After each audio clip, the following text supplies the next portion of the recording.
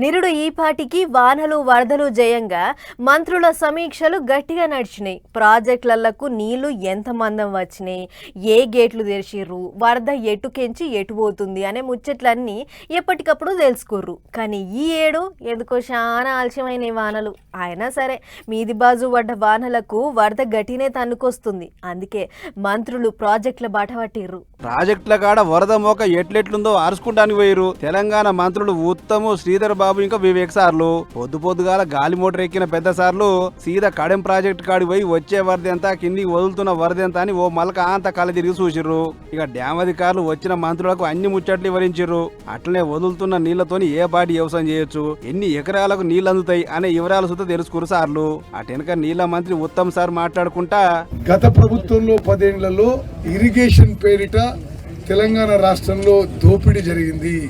మేము అత్యంత చిత్తశుద్ధితో, కమిట్మెంట్తో, సిన్సియారిటీతో ఉన్న నిధులు ఉపయోగించి ఏ విధంగా మాక్సిమం వాటర్ ని, కృష్ణా గోదావరి వాటర్స్ ని తెలంగాణ రైతులకు ఉపయోగపడే విధంగా మరి ప్రాజెక్ట్స్ తీసుకురావాలని, తెలంగాణ రాష్ట్రానికి నీటి కేటాయింపుల్లో కూడా, నీటి వాటాల్లో కూడా న్యాయం జరిగే విధంగా మా ప్రభుత్వం ముందుకు పోతుందని చెప్పి నేను మనవి చేస్తూ ముగిస్తాను. జై హింద్. ఈ కడెం ప్రాజెక్టు ఒక్కటే కాదు, శ్రీరామ్ సాగర్, ఎల్లంపల్లి గిట్లా 2-3 ప్రాజెక్టులు ఒకటే నాడు చుట్టొచ్చారు. ఆడసూతంతే ఇంతకు మునుపు ఎన్ని నీళ్లుండే, కొత్తగా ఎంత వరద వచ్చింది అనేది అరుచుకొని మంత్రి వివేక్ సార్ ఏగస్ పార్టీలను గిట్లా అరుచుకుండు. ఈ అవగాహన లేని కేటీఆర్, హరీష్ రావు వీరు కేవలము కాంగ్రెస్ పైన బురద జల్లడానికి ప్రయత్నం చేస్తున్నారు. కానీ ప్రజలకు వర్షాలు రావాలి, నీళ్ళు వస్తే మా రైతులు బాగుంటారు ఆ ఆలోచన లేదు.